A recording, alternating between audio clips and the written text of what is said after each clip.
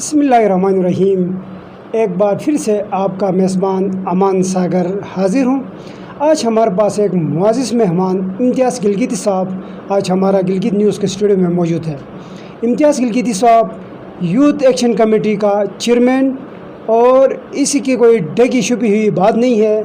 इसके गंदम सब्सिडी हो चाहे आवाम के लिए हर तरफ के कोई मसाइल के लिए आवाज़ उठाने के लिए इम्तियाज़ गिलगिती साहब ने एक्शन कमेटी के अंदर जो काम किया है इसको हम खराज तहसीन पेश करते हैं।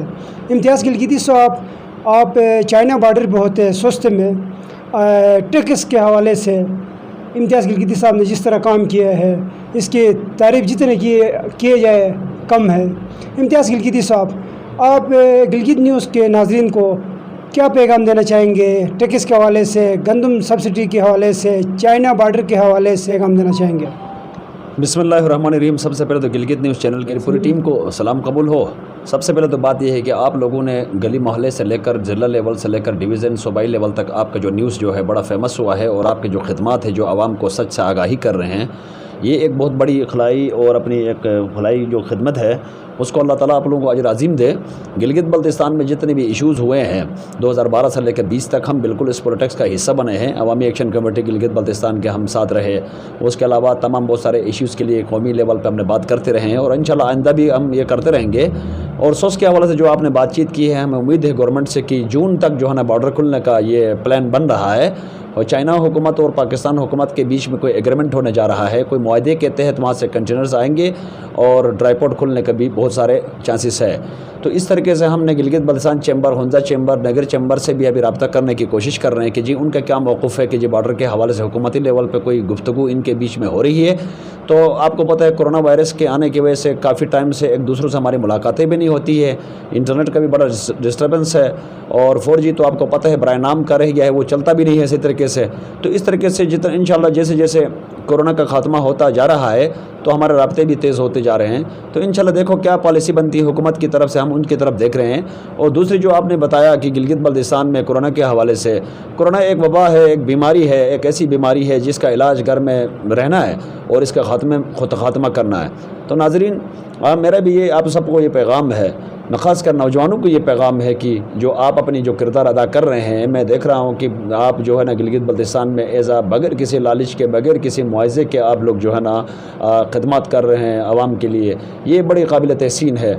और इंशाल्लाह अल्लाह ताला आप लोगों को खुश रखें, आबाद रखें, हमारी दुआएं आपके साथ हैं। और नौजवानों को इंशाल्लाह इस दफ़ा सियासत में हिस्सा लेना होगा क्योंकि फ़रसुदा निज़ाम के ख़ात्मे में अपना किरदार अदा करने के लिए नौजवानों को आगे आना चाहिए।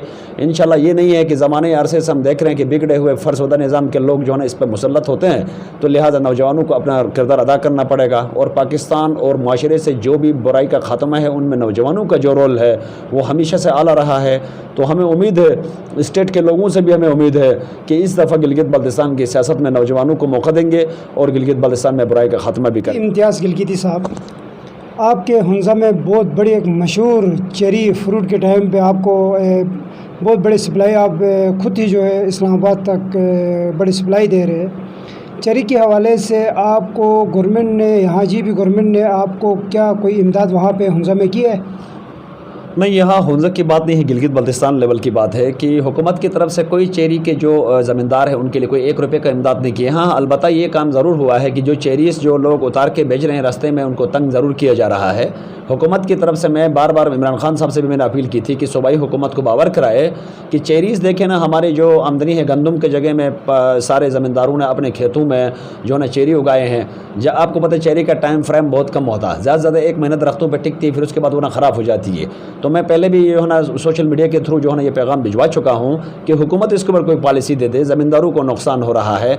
और इस दफ़ा पिछले साल से ज़्यादा इस दफ़ा जो है ना बहुत सस्ते दामों में चेरी बिक गए हैं। जो बाग पिछले 3 लाख में बिक रहा था वो आज 1.5 लाख में बिक रहा है।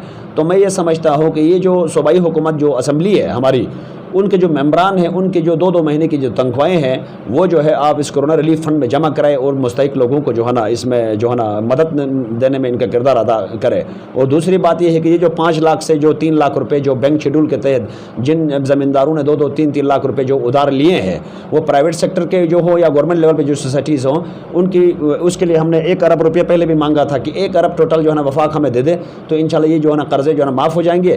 تو کیونکہ دیکھیں نا اب کورونا کی وجہ سے تو سارا دنیا لاک ڈاؤن ہے. ہم یہ نہیں کہہ رہے کہ یہ کورونا صرف گلگت بلتستان میں آیا, مگر مسئلہ سارا یہ ہے کہ گلگت بلتستان کی جو حکومت ہے وہ اس کو جو ہے نا کنٹرول کرنے کی ضرورت ہے. میں آپ کو ایک اور بھی بات بتاتا چلوں, میں نے یہ فنڈ ریزنگ کے حوالے سے ان کو حکومت کو تجویز بھی دی تھی اور ہم مختلف پولیٹیکل پارٹیز کو بھی یہ کہا تھا کہ فنڈ ریزنگ کا جو نظام ہوگا, جو حکومت میں بیٹھے ہوئے جو صوبائی حکومت ہے, جو ان کے ممبران ہے 24 سے 26 ان کے ممبران ہیں, 6-7 ٹیکنوکریٹ ملا کے پوری ایک باڈی ہے جن کا منتھلی 1.5 کروڑ روپے سے اوپر سے ان کے اوپر ایکسپینسز آتے ہیں. ان کی تنخواہی جو 4-4.5 لاکھ روپے جو کیے ہیں ان کا 2 مہینے کا تنخواہ بھی میرے خیال میں اگر فنڈ ریزنگ میں جمع ہو جائے تو کم از کم 40 سے 50 کروڑ روپے جو ہے غریب لوگوں کی یہ لون معاف ہونے میں ان کا بڑا کردار ہوگا. تو ناظرین یہ ہے کہ حقیقت جو ہے نا, حقیقت سے آگاہی کرنا انسان کا فرض ہے. اور گلگت بلتستان نیوز چینلز کا ایک اور میں اپریشیٹ آپ لوگوں کو کروں گا, آپ لوگوں نے وہ جو سینسٹیو ایشوز جو ہے آپ نے عوام کو دکھا رہے ہیں, جو عوام کو حقیقت سے آگاہی پہلے نہیں ہوا کرتی تھی. کہیں پہ کیبل چلتا ہے, کہیں پہ ٹی وی نہیں, کبھی لوڈ شیڈنگ ہے, یا تو 99% لوڈ شیڈنگ ہے تو ٹی وی کے کوئی نیوز نہیں سن پاتے ہیں. آپ کے توسل سے آج گلگت بلتستان میں ہر وہ ایشو جو نا ہر اس علاقے میں جا رہا ہے. میں آپ کو بتاتا چلوں, بے نظیر کارڈ کے دور میں جو ہے نا ایک کارڈ کو لینے کے لیے ایک علاقے کا کسی نوٹیبل کو کھڑا کر کے اس کے پاس کارڈ جمع کر کے وہ پیسے نکال کے لا کے لوگوں کو دیتا تھا. اس میں سے بھی 60% کرپشن کی نظر ہوتی تھی. احساس پروگرام آپ کے سامنے ہے, احساس راشن پروگرام آپ کے سامنے ہے. آج انٹرنیٹ کے تھرو وہ جو آئی ڈی دی گئی ہے اس میں آپ کلک کرتے ہیں تو جناب آپ کو جو مستحق ہیں تو آپ کے گھر کے دروازے پر اپنا راشن پہنچتا ہے. اور پاک فوج نے ہمیشہ جو ہے اس ملک کے ہمیشہ برے وقت میں ہر اول دستے کا کردار ادا کر رہی ہے. اور ہمیں فخر ہے کہ آج پاک فوج کے جوان جو ہے گھروں میں لے جا کے جو ہے نا راشن تقسیم کر رہے ہیں.